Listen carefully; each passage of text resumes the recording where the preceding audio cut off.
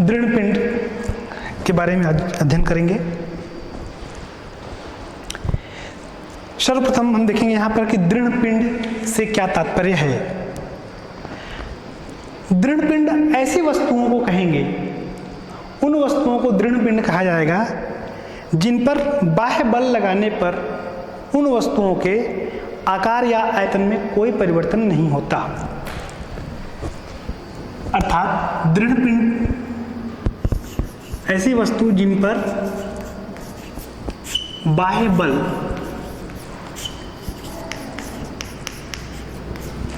लगाने पर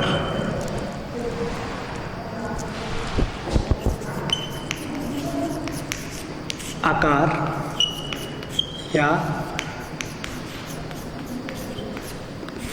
आयतन में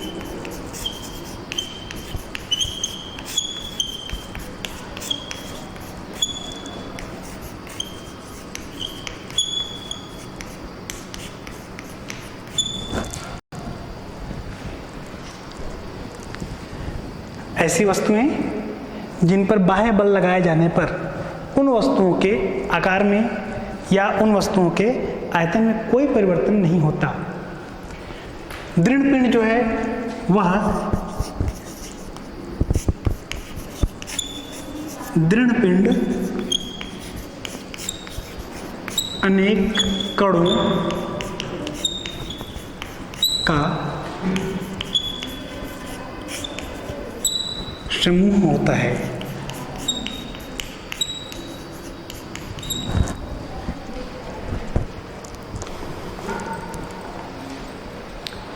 दृढ़ पिंड अनेक कणों का समूह होता है और उन कणों की जो स्थितियां हैं, आपेक्षिक स्थिति, वह बल लगाने पर आपेक्षिक स्थिति में परिवर्तन नहीं होता। अर्थात इनमें बल लगाने पर आपेक्षिक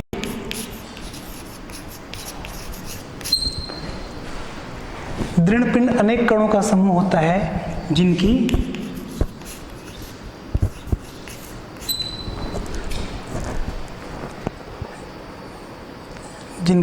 आपेक्षिक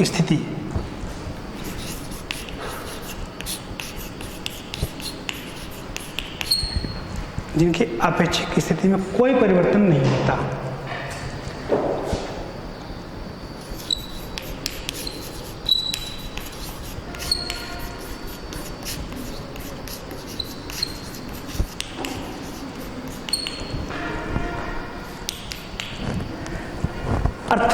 उन वस्तुओं को या उस पिंड को हम दृढ़ पिंड कहेंगे जिन पर बाह्य बल लगाने पर आकार या आयतन में कोई परिवर्तन नहीं होता। यह पिंड अनेक कणों का समूह होता है जिनकी आपेक्षिक, जिनकी मतलब वहां पर उन कणों की,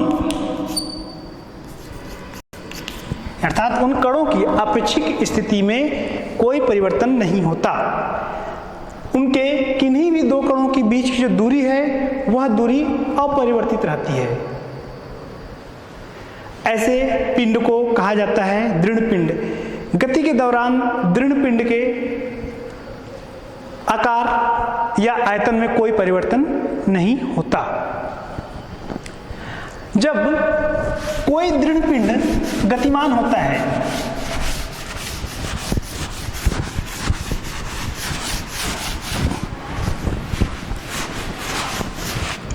जब कोई दृढ़ पिंड गतिमान होता है, इस प्रकार से गति करता है कि सभी कणों के, अवयवी कणों का विस्थापन और वेग समान हो।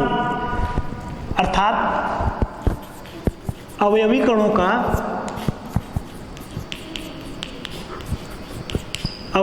का विस्थापन और वेग,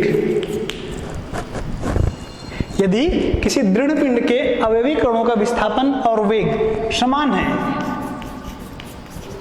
कब? उस स्थिति में जब कोई दृढ़ पिंड गति कर रहा है, उस स्थिति में उसके अवयवी कणों का विस्थापन और वेग समान है, तो पिंड की इस प्रकार की गति को कहा जाएगा स्थानांतरीय गति। ऐसी गति को कहेंगे स्थानांतरीय गति, अर्थात स्थानांतरित गति में जो है अवयवी कणों का विस्थापन और वेग समान होता है। एक उदाहरण ले लेते हैं, जैसे ट्रेन की बोगी, जब वो चलता है, ट्रेन में बहुत सी बोगियां अलग अलग हैं, जुड़ी हुई हैं, लेकिन जिस रफ्तार से जब चलता है तो सभी बोगियां जो है एक समान, सभी का वेग कैसा रहता है, समान रहता है। सभी के द्वारा, सभी बोगियों के द्वारा जो विस्थापित होती है वह भी एक समान, अर्थात उनका विस्थापन और वेग समान होता है। इसको हम स्थानांतरित गति कहते हैं, अर्थात ट्रेन की बोगी की जो गति है वह स्थानांतरित गति का उदाहरण कहेंगे हम उसको। और जब किसी दृढ़ पिंड पर बल या बल युग्म लगाया जाता है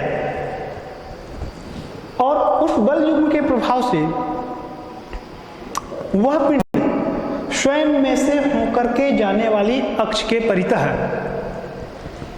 स्वयं में से होकर जाने वाली किसी अक्ष के परितः घूमने लगता है तो उसकी गति को घूर्णी गति कहते हैं। तब उसकी गति हो जाती है घूर्णी गति। क्या बोला गया कि घूर्णी गति जो है, अर्थात पिंड स्वयं में से जाने वाले अक्ष के परितः घूर्णन करता है। घूर्णी गति में जो है पिंड स्वयं में से होकर जाने वाली अक्ष के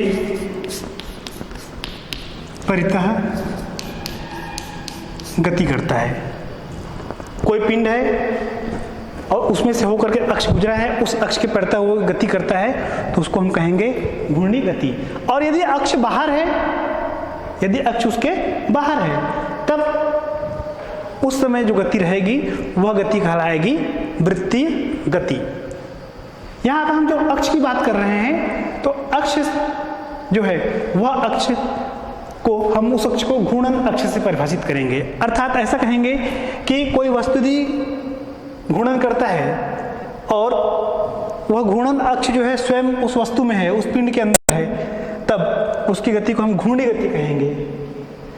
और अगर घूर्णन अक्ष जो है वस्तु या पिंड से बाहर है तब उसको कहा जाएगा वृत्तीय गति। जब कोई वस्तु सामान्य गति और वृत्तीय गति, जब कोई वस्तु स्थानांतरीय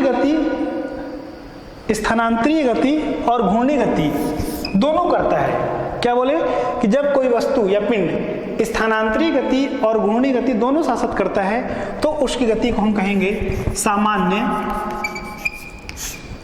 गति।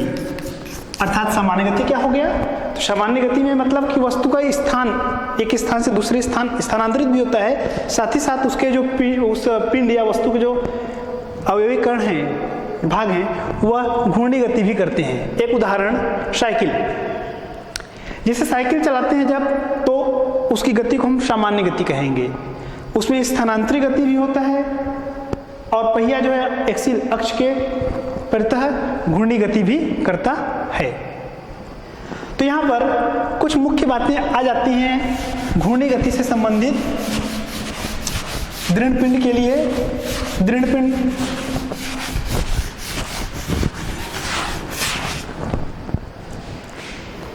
ऐसा पिंड है जिस पर बाह्य बल जब लगाया जाता है तो बाह्य बल लगाने पर उसके आकार आयतन में कोई परिवर्तन नहीं होता। इसके जो अवयवी कण हैं उनकी अपेक्षिक स्थिति में भी कोई परिवर्तन नहीं होता, अर्थात कणों के बीच की दूरी अपरिवर्तित रहती है। तो कुछ मुख्य बातें इसमें यह है कि जब कोई पिंड घूर्णी गति करता है, जब कोई पिंड घूर्णी गति करता है तो उसके अवयवी कण वृत्तीय गति करते हैं। कोई पिंड घूर्णी गति करता है तो उसके अवयवी कण वृत्तीय गति करते हैं और सभी कणों का कोणीय वेग एक समान होता है, लेकिन अक्ष से दूरियां भिन्न भिन्न होने के कारण उनका रेखीय वेग भिन्न भिन्न होता है। क्या प्रमुख बातें हैं इसमें कि कोई पिंड जब घूर्णी गति करता है तो उसके अवयवी कण वृत्तीय गति करते हैं और सभी कणों का कोणीय वेग एक समान होता है, लेकिन चूंकि अक्ष से कणों की दूरियां भिन्न भिन्न होने के कारण उनका रेखीय वेग अलग अलग होता है। अर्थात घूर्णी गति में कोणीय वेग एक समान होगा पिंड के लिए, लेकिन हर एक कण के लिए जो है रेखीय वेग अलग अलग होगा। प्रत्येक कण घूर्णन अक्ष के लंबवत तल में वृत्तीय गति करता है। तो आगे इसमें और है कि स्थानांतरण गति एक विमीय हो सकती है, द्विविमीय हो सकती है, त्रिविमीय हो सकती है, लेकिन घूर्णी गति केवल द्विविमीय और त्रिविमीय हो सकती है। तो क्या बोला गया, पिंड यदि घूर्णी गति करता है, पिंड घूर्णी गति करता है तो अवयवी कण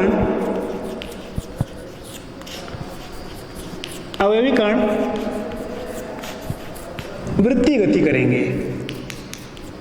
करते हैं। ये ऐसा, ये पिंड घूर्णी गति करता है और अवयवी कण वृत्तीय गति करते हैं। कोणीय वेग, कणों का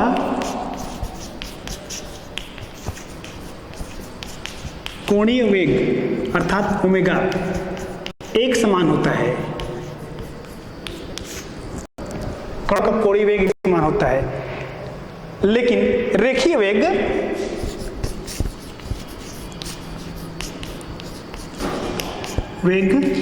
वह जो है भिन्न होता है, अलग अलग होता है, क्योंकि घूर्णन अक्ष से प्रत्येक कण के लिए दूरी अलग अलग होती है। प्रत्येक कण घूर्णन अक्ष के लंबवत तल में वृत्तीय गति करता है। तो जो कण है वह वृत्तीय गति करते हैं। और कैसे गति करते हैं, तो घूर्णन अक्ष के लंबवत, घूर्णन अक्ष के लंबवत तल में वृत्तीय गति करते हैं। यह था घूर्णी गति से संबंधित कुछ बातें। इसमें हम आगे देखते हैं बल युग्म।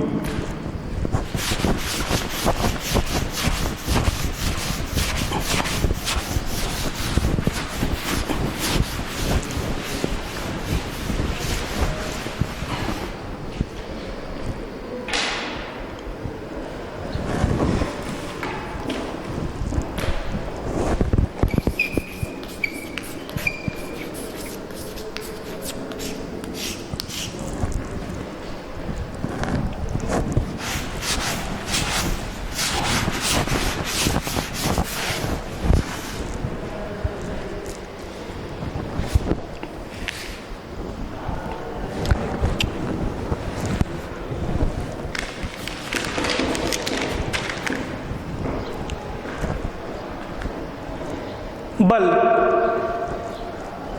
वह कारक है जो किसी वस्तु पर आरोपित किया जाता है या होता है तो उसकी स्थिति में परिवर्तन करने का प्रयास करता है या कर देता है। अर्थात बल के प्रभाव से वस्तु की स्थिति कुछ प्रभावित होती है या वो प्रभावित कर सकता है। तो उसी बल का प्रभाव हम यहाँ पे पढ़ेंगे, बल युग्म। जैसे कि बताया गया कि बल क्या है, एक ऐसा कारक है जो कि किसी वस्तु पर आरोपित जब होता है तो उस वस्तु की स्थिति में परिवर्तन कर सकता है या उसका प्रयास करता है। परिवर्तनकार स्थितियों पर निर्भर करता है, ये किस स्थिति में वह बल लग रहा है। बल युग्म घूर्णी गति में यदि हम चर्चा करें तो जब किसी दृढ़ पिंड पर समान परिमाण के दो बल जब किसी दृढ़ पिंड पर समान परिमाण के यानी समान मात्रा के दो बल विपरीत दिशा में इस प्रकार से लगाए जाएं कि उनकी क्रिया रेखा एक न हो, तो बलों के इस युग्म को बल युग्म कहते हैं। और यह बल युग्म उस पिंड को घुमाने की प्रवृत्ति रखता है, इसे कहा जाएगा बल युग्म। क्या बोला गया कि किसी पिंड पर आरोपित बल इस प्रकार से हैं कि एक दूसरे के विपरीत हैं, समान परिमाण के दो बल और एक दूसरे के विपरीत दिशा में आरोपित किए गए हैं, ऐसे कि उनकी क्रिया रेखा एक नहीं है, तब इसको हम कहते हैं बल युग्म। और इसकी प्रवृत्ति जो है वो उस पिंड को घुमाने की प्रवृत्ति यह रखता है। इस प्रवृत्ति यानी इस बल युग्म की जो प्रवृत्ति घुमाने की, उसका जो माप है उसको कहा जाता है बल युग्म का आघूर्ण। जैसे ये एक पिंड है ए बी,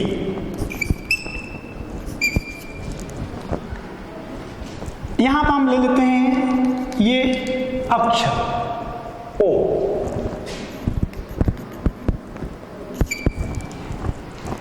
इसके सिरे B पर और A पर, सॉरी हाँ, सिरे B पर और सिरे A पर क्या किया गया, बल लगाया गया। यहां पर देख रहे हैं कि बल का मान परिमाण जो है वो समान है, F माना, और उनकी जो दूरियां हैं, उनकी जो दिशा है वो दिशा एक दूसरे के विपरीत है।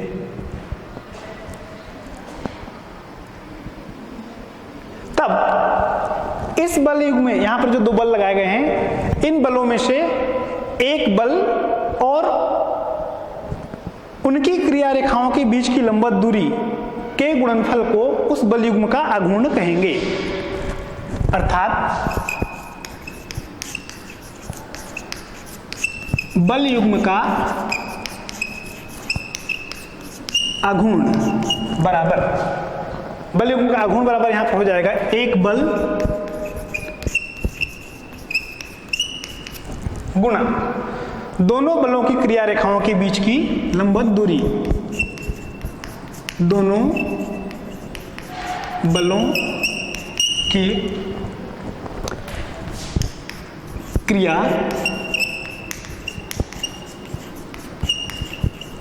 रेखा के बीच की लंबवत दूरी, इस दूरी को बल युग्म की भुजा भी कहते हैं।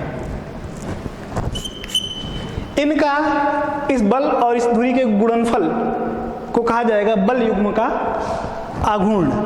अर्थात एक बल और दोनों बलों की क्रिया रेखाओं के बीच की लंबवत दूरी, दो बलों की क्रिया रेखाओं की लंबवत दूरी जो है उसको बल युग्म की भुजा भी कहते हैं। तो ऐसा भी कह सकते हैं कि बल और उस बल युग्म की जो भुजा है इनका गुणनफल बल युग्म का आघूर्ण हो जाएगा। संकेत टाउ से दर्शाते हैं तो टाउ इक्वल टू हो जाएगा F इंटू डी, बल गुणा दूरी।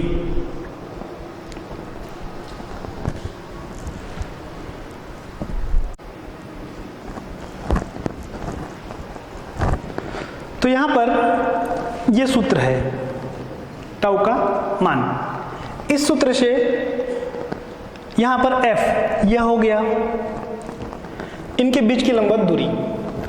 जैसे मान लो ये थीटा कोण पे लगा है तो यहां से इसकी लंबवत दूरी ये हो जाएगी, ये बिंदु को मिला लिए, इसको नाम देते हैं बिंदु C। तो यह दूरी हो गई B, AB उस बिंदु A से B तक की दूरी है पिंड की। अब आगे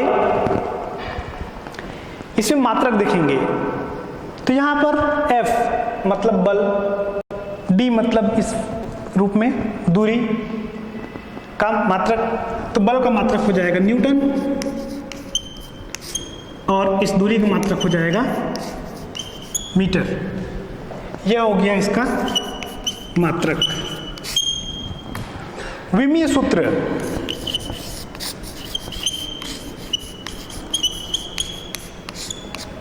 विमीय सूत्र बराबर हो जाएगा इसका m l की घात 2, m की घात 1, l की घात 2, t की घात ऋण 2 न्यूटन मीटर मात्रक हो जाएगा और विमीय सूत्र हो जाएगा m की घात 1, l की घात 2 और t की घात ऋण 2। इसमें प्रकार देखते हैं, बल युग्म का प्रकार। तो बल युग्म का प्रकार नहीं बल्कि बल युग्म के आघूर्ण का प्रकार। जैसे ये इस तरीके से घूम रहा है, ऐसे वामावर्त बल युग्म के प्रभाव से पिंड यदि वामावर्त दिशा में घूमता है, आघूर्ण होता है, तो उसको हम कहते हैं धनात्मक। अर्थात बल युग्म के प्रभाव से पिंड वामावर्त दिशा में घूमने की प्रवृत्ति रखता है तो उसके आघूर्ण को धनात्मक आघूर्ण कहते हैं, वामावर्त दिशा के लिए। और अगर वह दक्षिणावर्त में घूमता है, अर्थात दक्षिणावर्त दिशा में घूमने की प्रवृत्ति रखता है, तो उसको ऋणात्मक आघूर्ण कहेंगे। तो धनात्मक वामावर्त दिशा में घुमाएगा तो उस स्थिति में कहेंगे धनात्मक आघूर्ण, और दक्षिणावर्त में घूमने की प्रवृत्ति में हम कहेंगे ऋणात्मक आघूर्ण। इसका सदिशीय रूप कैसा होगा? तो सदिशीय रूप से पहले एक बार फिर से इसको व्याख्या चर्चा कर लें कि बल युग्म क्या है। तो किसी पिंड पर समान परिमाण के बल कार्य करते हैं, एक दूसरे से विपरीत दिशा में इस प्रकार से कार्य करते हैं कि उनकी क्रिया रेखा एक ही नहीं रहती है, तो इस युग्म को बल युग्म कहते हैं। और इसका प्रभाव यह होता है कि वह उस पिंड को घुमाने की प्रवृत्ति रखता है। इस प्रवृत्ति को हम बल युग्म का आघूर्ण कहते हैं। इस प्रवृत्ति को नहीं बल्कि इस प्रवृत्ति की माप, इसका जो माप करेंगे वह माप होगा बल युग्म का आघूर्ण। यह दो प्रकार का होता है, धनात्मक और ऋणात्मक। आगे देखेंगे।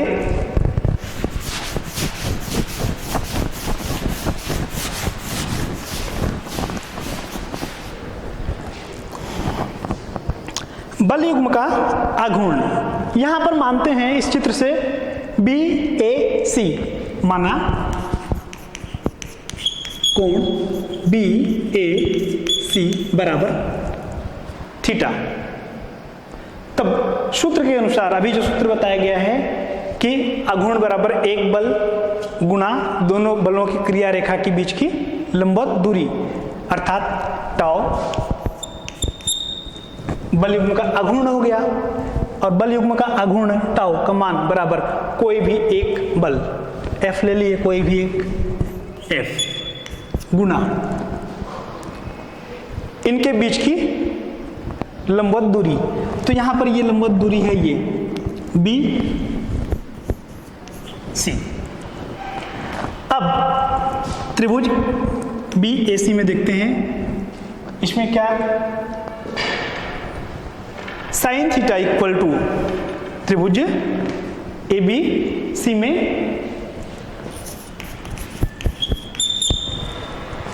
Sign theta equal to BC upon AB।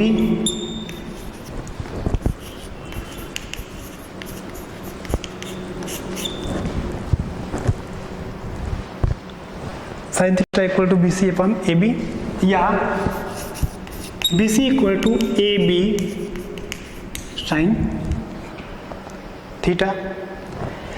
यहां पर देख रहे हैं AB बराबर है L, तब BC बराबर हो जाएगा L साइन थीटा। यहां पर लिख लेंगे AB बराबर L।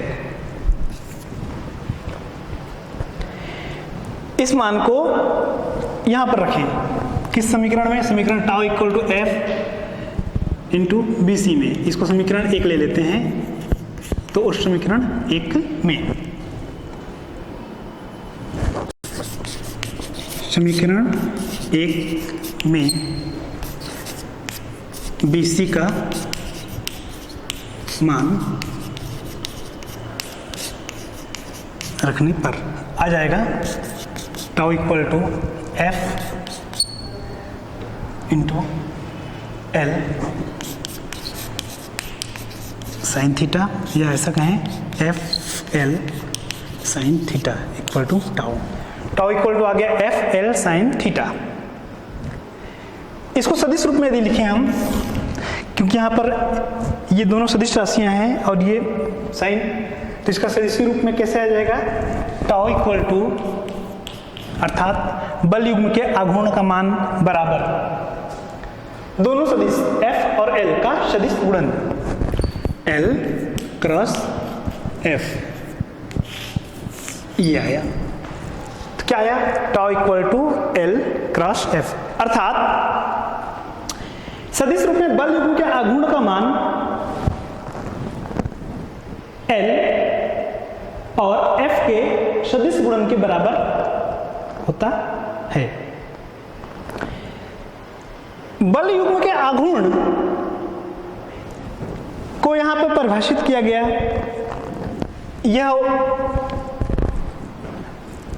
यहां पर टाउ जो है ये बल युग्म का आघूर्ण है, अर्थात इससे संबंधित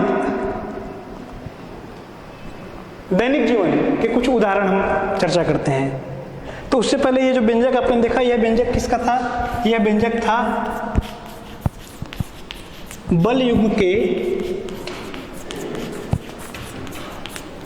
आघूर्ण के लिए, और उस बल युग्म के आघूर्ण का मान tau equal to L cross F, यानी कि दोनों का सदिश गुणनफल प्राप्त हुआ।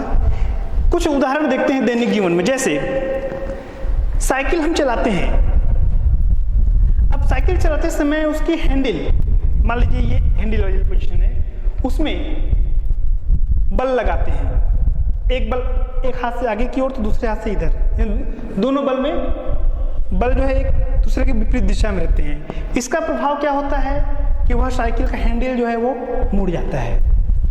इसी तरीके से नल की टोटी, अर्थात जिससे नल को स्टार्ट करते हैं उसमें देखें, तो उसको क्या करते हैं, इसे इस तरीके से घुमाते हैं ये, तो वहां पर भी क्या होता है? बल युग्म का प्रभाव पड़ता है, और उस प्रभाव के कारण ये क्या होता है? यह घूमता है, वहां पर घूमने की प्रवृत्ति आती है और वो घूमता है। अन्य उदाहरण में इसमें से देखें, पेंसिल को हथेलियों के मध्य रख लें, जैसे ये, इसको हम हाथ में रखें और अगर एक हाथ आगे करते हैं, अर्थात इस एक हाथ के से आगे की ओर बल लग रहा है, तो सेम उतना ही बल दूसरे हाथ से पीछे की ओर। इसके कारण क्या हो रहा है? इसमें घूमने की स्थिति आ रही है। तो यह है बल युग्म का आघूर्ण। इस प्रकार हमने आज यहाँ पर देखा दृढ़ पिंड, घूर्णी गति और बल युग्म। दृढ़ पिंड अर्थात ऐसा पिंड जिस पर, ऐसा वस्तु जिस पर बाह्य बल लगाने पर उसके आकार वगैरह में कोई परिवर्तन नहीं होता है। और अगर कोई दृढ़ पिंड के में से होकर के कोई अक्ष गुजर रही है, उसी अक्ष के पड़ता हुआ पिंड घूमता है, तो उस पिंड की गति को हम कहते हैं घूर्णी गति। और अगर अक्ष के बाहर गति करता है तो वह गति हो जाएगी वृत्तीय गति। अगर कोई पिंड पर बल लगाते हैं और उस बल का प्रभाव ऐसा होता है कि अवयवी कणों का विस्थापन और वेग समान रहता है, तो वह स्थिति रहती है स्थानांतरी गति।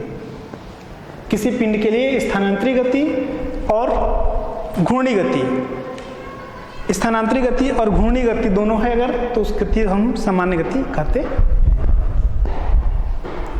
किसी पिंड पर बल लगाते हैं समान बल, परंतु एक दूसरे के विपरीत दिशा में, इस प्रकार से कि उनकी क्रिया रेखा एक नहीं है, तो उस बल के युग्म को हम बल युग्म कहेंगे, या ऐसे बल को हम कहेंगे बल युग्म। इसके प्रभाव से वह पिंड क्या होता है? घूमने लगता है।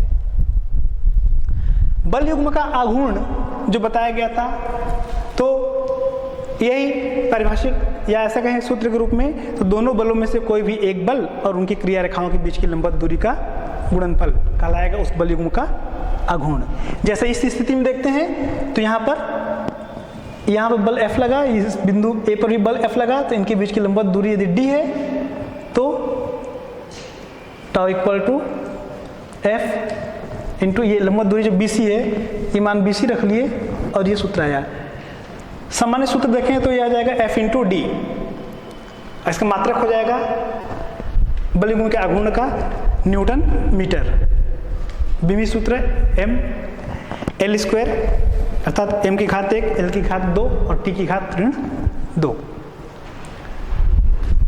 सामान्य जीवन में भी इससे संबंधित उदाहरण मिल जाते हैं, जैसा भी बताया गया था, साइकिल के हैंडल पर बल लगाते हैं, नल की टोटी पर बल लगाते हैं, उस बल युग्म का दो सिरे पर लगता है, बल युग्म हो गया, उसके प्रभाव से वो घूमता है। ठीक है, धन्यवाद।